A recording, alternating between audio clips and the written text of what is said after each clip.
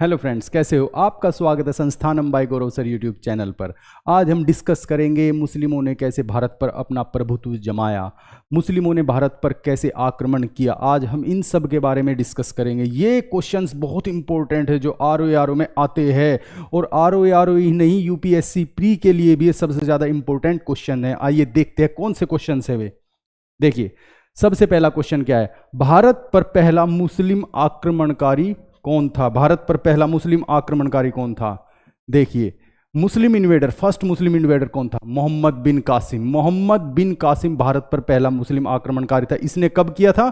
712 ईस्वी में। देखिए, इसने ये आक्रमण किया था सिंध पर। सिंध पर ये आक्रमण किया था। उस टाइम पे सिंध का राजा कौन था? उस टाइम पर सिंध का राजा था राजा दाहिर। राजा दाहिर सिंध का राजा था जब इसने ये आक्रमण किया। इसने राजा दाहिर को हराया और उसे मार दिया। ये कुछ डिस्प्यूट है इस डेट के बारे में। जैसे बीडी महाजन के अनुसार, बीडी महाजन क्या कहते हैं? बीडी महाजन के अनुसार ये डेट है 711, लेकिन वहीं पर हरीशचंद्र वर्मा के अनुसार, हरीशचंद्र वर्मा के अनुसार ये डेट है 712। अब ये डेट को कैसे उन्होंने सबूतों के साथ कहा कि ये डेट ठीक है? ये कहां लिखा हुआ था? एक फारसी ग्रंथ है, एक फारसी ग्रंथ है जिसका नाम है चचनामा। चचनामा, चचनामा। इसमें अरबों की सिंध पर विजय के बारे में लिखा है। अरबों की सिंध पर विजय के, अरबों की सिंध पर विजय के बारे में लिखा है, ठीक है ना। और ये इसमें बताया गया कि ये 712 ईस्वी में ही हुआ था, ठीक है। नेक्स्ट क्वेश्चन देखते हैं। Word Hindu as a reference to the people of India. देखिए, हिंदू शब्द, भारत के लोगों के संदर्भ में हिंदू शब्द का प्रयोग सबसे पहले किसने किया था? किसने किया था? सबसे पहले किया था अरबियों ने। अरबियों ने सबसे पहले किया था। अब हम जानते हैं इसकी पूरी सीक्वेंस, कैसे शब्द आया। देखिए, सबसे पहले भारत शब्द, भारत शब्द आया ऋग्वेद।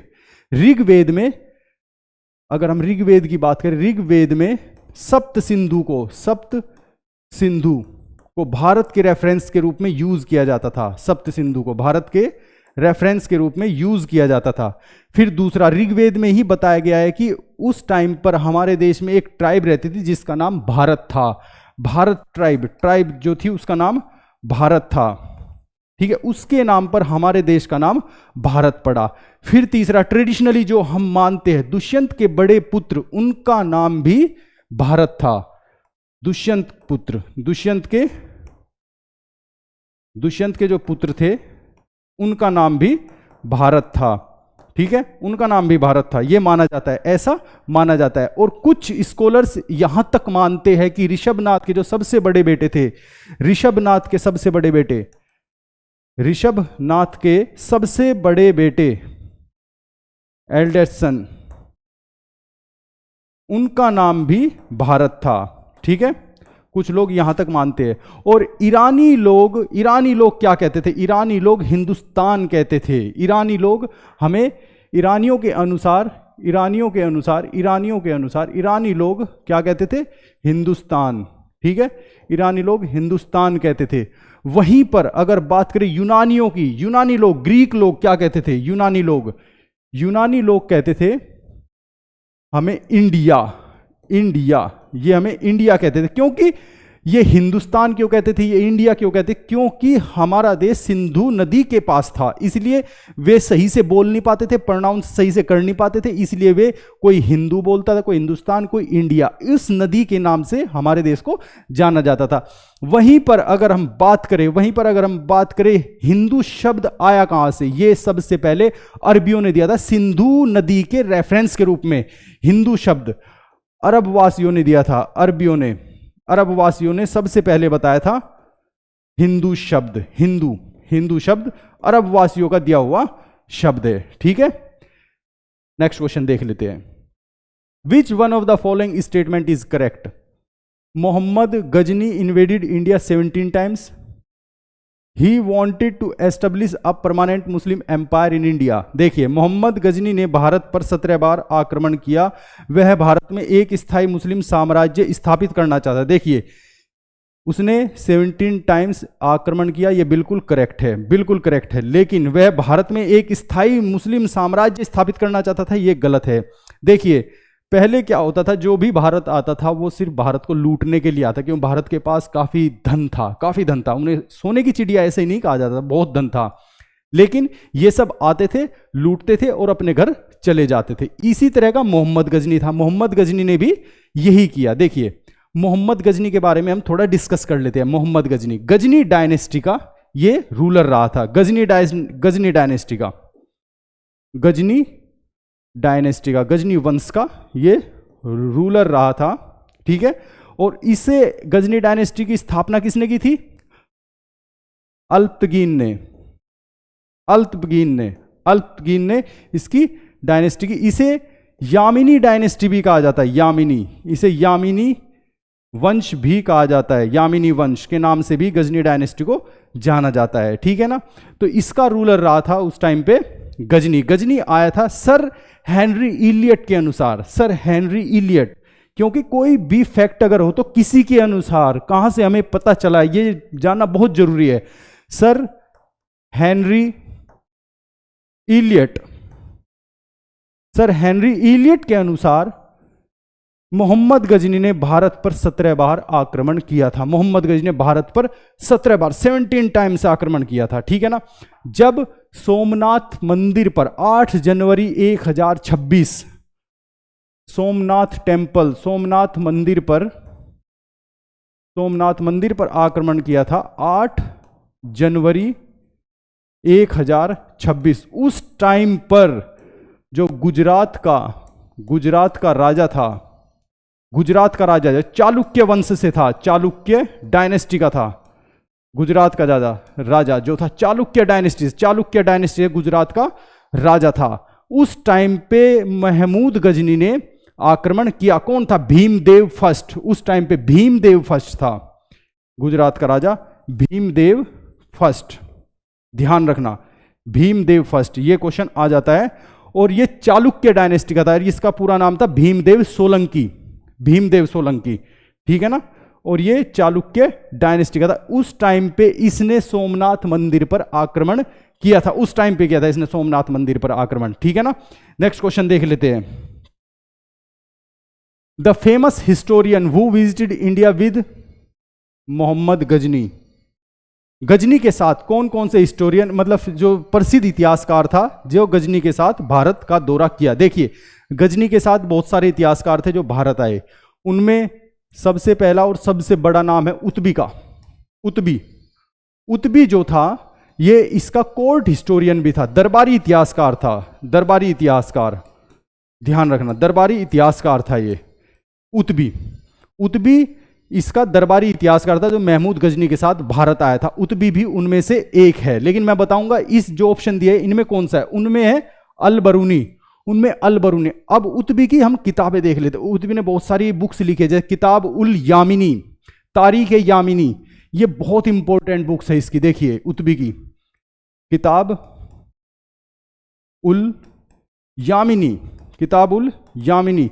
दूसरी बुक है इसकी तारीख ए यामिनी का मतलब था उस टाइम पे गजनी डायनेस्टी थी उसका नाम यामिनी था, ठीक है ना। अब बात करते हैं अल बरूनी की। जो अल बरूनी महमूद गजनी के साथ आया था, ये मिडिल एशिया से आया था, मध्य भारत से, मिड एशिया से आया था, ठीक है ना, महमूद गजनी के साथ। इसने भारत सबसे पहला मुस्लिम राइटर था, हिस्टोरियन था, जिसने हमारे पुराणों को अरबी भाषा में कन्वर्ट किया, अरबी भाषा में लिखा है हमारे पुराणों को। सबसे पहले इसने हमारे पुराणों को पढ़ा है, सबसे पहले इसने अध्ययन किया है। ये पहला मुस्लिम ऐसा हिस्टोरियन था, इसके बारे में ये जानना बहुत जरूरी है। और इसकी सबसे फेमस बुक है किताब उल हिंद, सबसे फेमस बुक है ये किताब उल हिंद। इसमें इसने उस समय के भारत के, उस समय के हिंदुस्तान की जो सामाजिक और संस्कृति, जो उस टाइम की परंपराएं थी, उन सब के बारे में लिखा है उस टाइम की। इसमें इसने रेफरेंस दिया है सामाजिक एवं संस्कृति,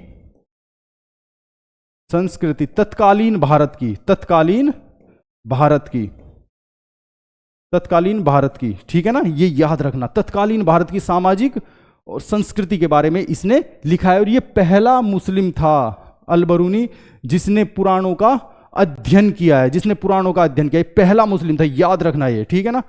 नेक्स्ट क्वेश्चन देख लेते हैं।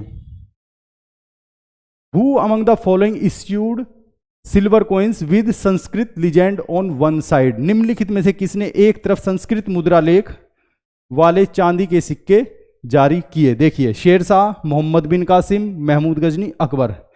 इसमें है महमूद गजनी।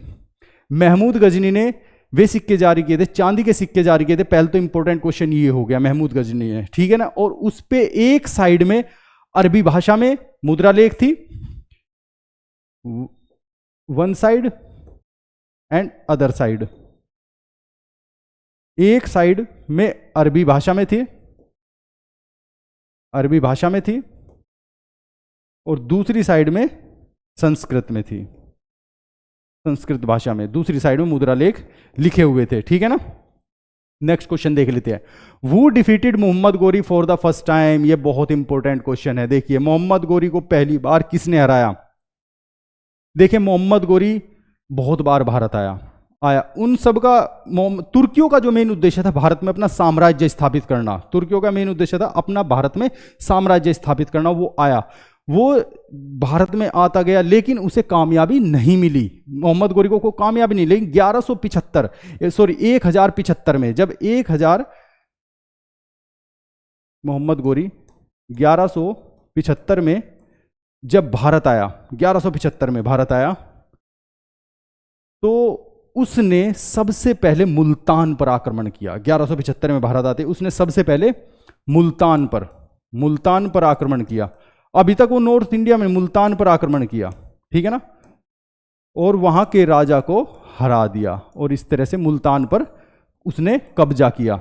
लेकिन उसके बाद देखो, कोई आदमी जीतता है तो उसकी भूख बढ़ती है, फिर तो इसकी भूख बढ़ी, ये नॉर्थ की तरफ को मूव करने लगा, गुजरात में एंटर कर गया। उस टाइम पे गुजरात में एंटर कर गया, और इसे 1178 में इसे मिल गया भीमा टू, जिसका मूल नाम है मूलराज टू, इसे मूलराज टू के नाम से भी जाना जाता है। इसे मिल गया ये, और इनकी जो माँ थी नायिका देवी, इनकी माँ थी नायिका देवी, वे विधवा थी। इनके नेतृत्व में मूलराज टू ने, भीमा टू ने 1178 में मोहम्मद गोरी को पहली बार हरा दिया, गुजरात में हरा दिया पहली बार इन्होंने, ठीक है ना, याद रखना। और कहां पे हराया था इन्होंने? राजस्थान में माउंट आबू के पास, ध्यान रखना, हराया कहां पे था? बहुत इंपॉर्टेंट है, माउंट आबू के पास, ठीक है ना, माउंट आबू के पास हराया था इन्होंने 1175 में। ये बहुत इंपॉर्टेंट है, कितनी बार क्वेश्चन पूछ लेते हैं कि किसने हराया था। इसी तरह एक और थे, चंदेल राजा थे, उन्होंने भी हराया था, चंदेल राजा थे, उनका नाम था विद्याधर, उन्होंने भी हराया था, ठीक है ना। लेकिन यहां पे जो क्वेश्चन पूछा गया पहली बार किसने हराया, तो भीमा टू थे वे, भीमा टू, ठीक है ना। नेक्स्ट क्वेश्चन देख लेते हैं। The battle that laid the foundation of Muslim domination, देखिए भारत में मुस्लिम प्रभुत्व की नींव रखने वाला युद्ध कौन सा था? फर्स्ट बैटल नहीं, पानीपत इनका कोई मतलब नहीं, सेकंड बैटल ऑफ तराइन। देखिए, जानते हैं सभी बैटल। फर्स्ट बैटल कब लड़ा गया था? 1191, ये पृथ्वीराज चौहान और मोहम्मद गोरी के बीच में, मोहम्मद गोरी के बीच में लड़ा गया था ये, ठीक है ना। ये पहला बैटल था, ठीक है ना। दूसरा बैटल 1192 में, सेम पृथ्वीराज चौहान और मोहम्मद गोरी की। ये कौन से पृथ्वीराज चौहान थे? ध्यान रखना, पृथ्वीराज चौहान थर्ड थे ये पृथ्वीराज, ध्यान रखना, पृथ्वीराज थर्ड थे। बहुत बार क्वेश्चन आ जाता है, पृथ्वीराज थर्ड थे, ठीक है ना।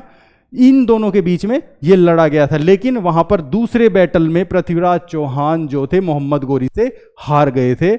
इस वजह से वो युद्ध डिसाइसिव युद्ध था एक, जिसके कारण हिंदुस्तान में मुस्लिमों के प्रभुत्व की नींव रखी गई थी। इसके बाद एक युद्ध और हुआ था जिसने कंप्लीटली वॉश आउट कर दिया था और मुस्लिम अपने पैर जमाने लगे थे।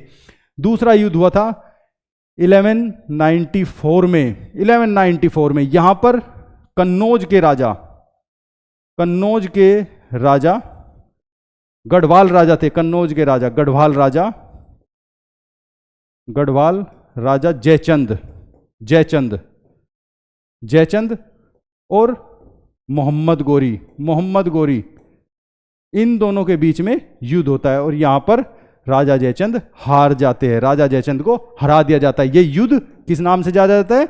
ये चंदावर के युद्ध के नाम से जाना जाता है। चंदावर के युद्ध के नाम से जाना जाता है। ये चंदावर जगह पड़ती है फिरोजाबाद जिले में। ध्यान रखना, फिरोजाबाद जिले में, यूपी के अंदर है, फिरोजाबाद डिस्ट्रिक्ट वहां पड़ती है और ये यमुना के किनारे है। ध्यान रखना, यमुना के किनारे एक जिला है। यमुना के किनारे एक जिला है, वहां पे ये पड़ती है। और इस तरह से अब मुस्लिम प्रभुत्व भारत में आने लगा था और मुस्लिमों ने अपने पैर जमाने स्टार्ट कर दिए थे। ठीक है, नेक्स्ट क्वेश्चन देख लेते हैं।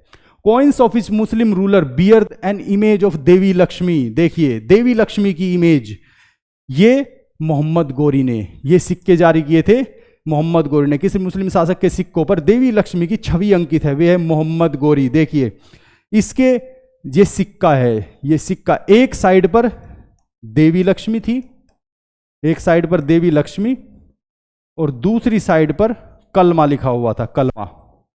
दूसरी साइड पर कलमा लिखा हुआ था। ये सिक्के मोहम्मद गोरी ने जारी किए थे। ये सिक्के मोहम्मद गोरी ने सबसे पहले। कलमा किस भाषा में लिखा हुआ था? ध्यान रखना, आ जाता है क्वेश्चन कितनी बार कि किस भाषा में कलमा लिखा हुआ था। वो लिखा हुआ था अरबी भाषा में। अरबी भाषा में वो कलमा लिखा हुआ था। ठीक है ना, ये याद रखना। नेक्स्ट क्वेश्चन देख लेते हैं। Which of the following statement is correct? देखिए, भारत पर तुर्की के हमले सफल रहे। उत्तर भारत में कोई राजनीतिक एकता नहीं थी। ए और बी दोनों उपरोक्त में से कोई नहीं, दोनों करेक्ट है ये। तो इसका आंसर हो जाएगा सी। देखिए कैसे अरबियों ने हमले किए भाई 712 में मोहम्मद बिन कासिम ने किया, लेकिन 300 साल तक उसे वे हमले करते, लेकिन वे कभी सक्सेसफुल नहीं हो पाए। क्यों नहीं हो पाए? क्योंकि वे नॉर्थ वेस्ट की तरफ से आते थे अरबी, और वे हमले करते, लेकिन 300 साल तक गुर्जर राजा भोज, ध्यान रखना, गुर्जर राजा भोज और उनके आगे के जितने भी राजा रहे, उन्होंने उन्हें रोके रखा, तो वे कभी सफल नहीं हो पाए अरबी। लेकिन वहीं तुर्की, क्योंकि तुर्की लोग चालाक थे, पढ़े लिखे थे, विद्वान थे और वे चीजों को समझते थे, और वे ये समझ गए कि भारत के अंदर सभी अपने अपने छोटे छोटे राज्य बचाने में लगे हैं। तो उन्होंने भारत को वो हिस्सा देखा जहां सबसे कमजोर है। वे नॉर्थ वेस्ट की तरफ से ना आके ऊपर की साइड से आना स्टार्ट कर दिया उन्होंने, सिंधु के ऊपर से। तो तुर्की लोग सफल हो गए। गजनी जो था, गजनी कभी भारत में राज्य स्थापित नहीं करना चाहता, वो उसे लूटना चाहता था। लेकिन वहीं मोहम्मद गोरी को दिखा, क्योंकि वो भी वहां से ही आता है, मोहम्मद गोरी को दिखा कि जब इसके पास इतना धन है ना, तो क्यों ना इस पे ही कब्जा कर लिया जाए। तो वो वहां आने लगा। फिर उसके जितने भी, सबको पता है, दिल्ली सल्तनत आई, उसके बाद जितने भी उसके स्लेव थे, गुलाम थे, वे वहां पे राज करने लगे। ठीक है ना। तो तुर्कियों पर भारत के हमले तुर्कियों के सफल रहे। उत्तर भारत में कोई भी राजनीतिक एकता नहीं थी, कोई भी राजनीति, सब अपने अपने क्षेत्र को लिए हुए थे कि मैं इसका राजा हूं, उनमें कोई भी यूनिटी नहीं थी। इसलिए इसका आंसर हो गया सी। ठीक है ना। ये सभी क्वेश्चंस बहुत इंपॉर्टेंट है जो आज मैंने आपको पढ़ाए हैं। ठीक है ना। ये सभी क्वेश्चन एग्जाम में आते हैं और इन्हें मैंने एक क्वेश्चन के अंदर बहुत सारे क्वेश्चंस बताए, पूरा डिटेल में बताया। इसे आप अच्छे से पढ़ना और ध्यान रखना। ठीक है, धन्यवाद।